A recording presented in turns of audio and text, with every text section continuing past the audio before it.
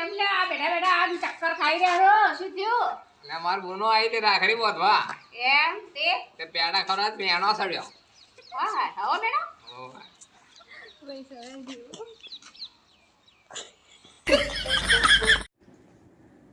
આપણે પેલી મગા રહ્યા ને પેલી મગા